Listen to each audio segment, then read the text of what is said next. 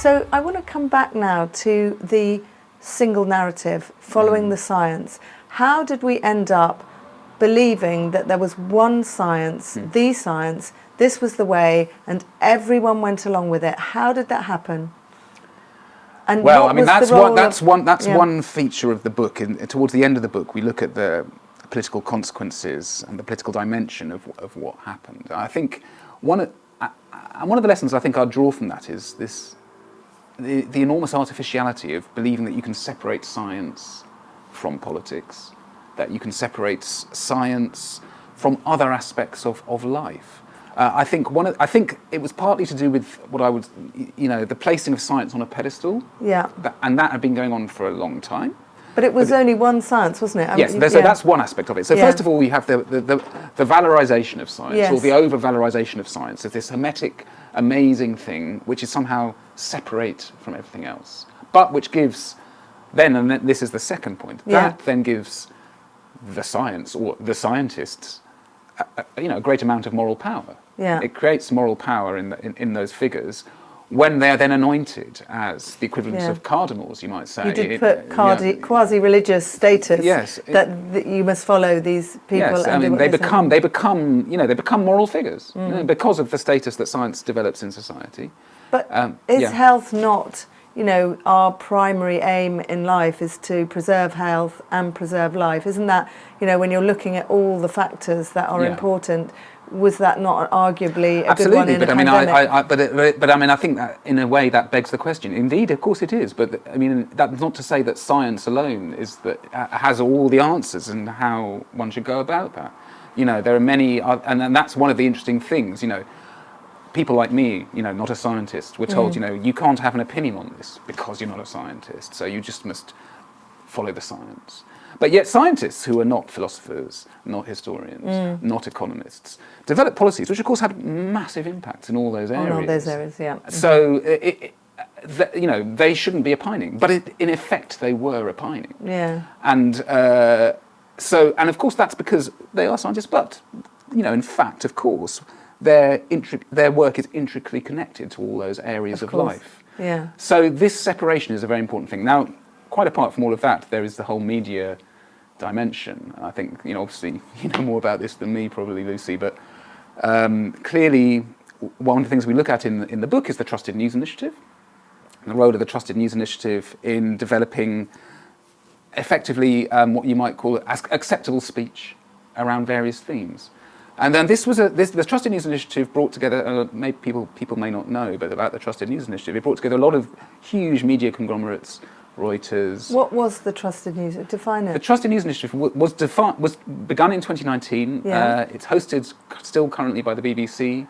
It brings together major media organisations around the world, in the English-speaking world, but also Le Monde. It brings together the Hindu, for example.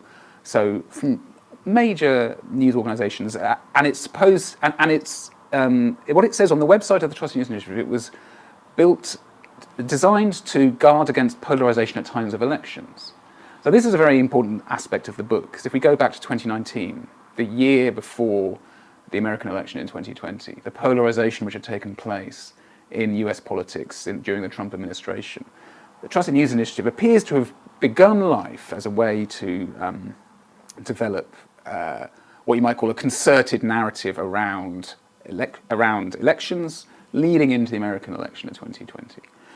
At the same time, very quickly when the pandemic began, it became a place where what was acceptable speech around the science was defined and shared very quickly among those organisations. Did that include British media? British media, so you're but also the talking internet, about the main Facebook, the main, many, most of them, not all of them, but most of them are signed up to the Trusted News Initiative. It was also very closely connected to big tech. Did you look at what the Trusted News Initiative said about how to...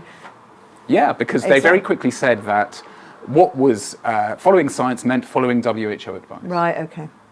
And that was by the end of March, early April 2020. Right. So that created, I think, a very clear enforcing framework for enforcing a view of the science. There was the science. The science was what was in the trusted outlets.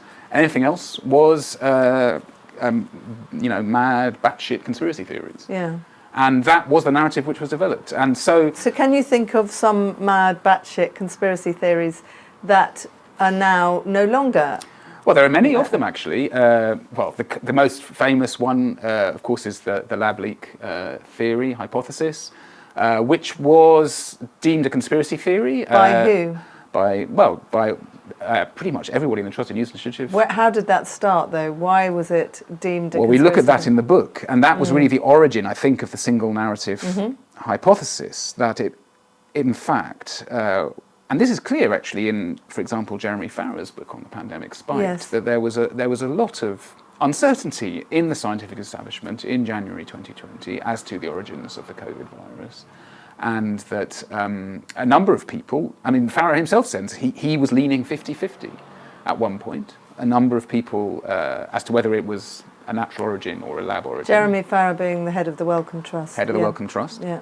And a number of people, and there are a number of other senior figures who again, make it clear that some of them say, they were pretty convinced it was a lab origin. And then there was this conference call, which Anthony Fauci convened. Anthony Fauci being the head of the coronavirus, the US coronavirus task force, and head of the National Institute for Allergies and Infectious Diseases in the US, who became the lead figure in driving the American response and in many ways the global response. So he convened a conference call. It was either January the 31st or February the 1st, 2020. Yeah. With I think about 10 leading figures from around the scientific world, including Farrar, including Sir Patrick Vallance, the chief scientific advisor of the UK, including I think and a number of figures in the US. And in this conference call, it's clear that there was a lot of uncertainty as to what the origins were. How do we know about this conference call? Did you have? Well, this conference call was only finally the details in it were released after a Freedom of Information request. The following, I think it was towards the end of 2021. Yes. So so what's clear is that there was uncertainty as to the origins. However, within 3 days, letters were being drafted by people who participated in that call, which would be then subsequently sent to The Lancet. And so, forgive me, the debate, the uncertainty was whether it was from zoonotic, from animal origin, or whether it was leaked from a the Wuhan Institute of Virology. Right, okay, so there was uncertainty around this, and then there was a conference call with these leaders of public health response, and within 3 days, letters were being drafted which dismissed the lab hypothesis as a conspiracy theory, which was subsequently published. Why? Well, Jeremy Farrar says that there were many sleepless nights were spent until they reached this conclusion. But of course, as we say in the book, we know that there were 3 sleepless nights.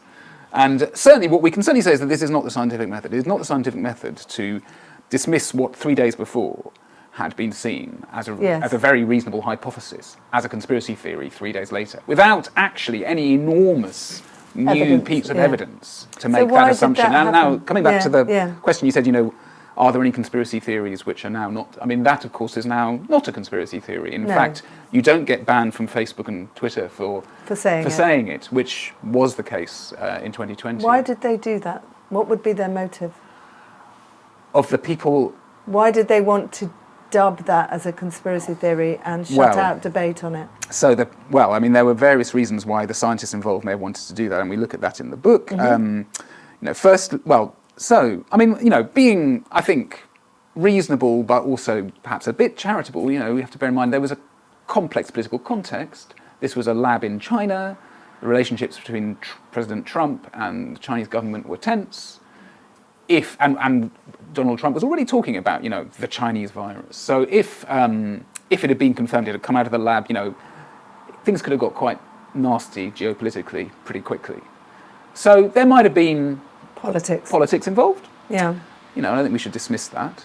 People may have had those motivations, which are not unreasonable motivations. Yeah.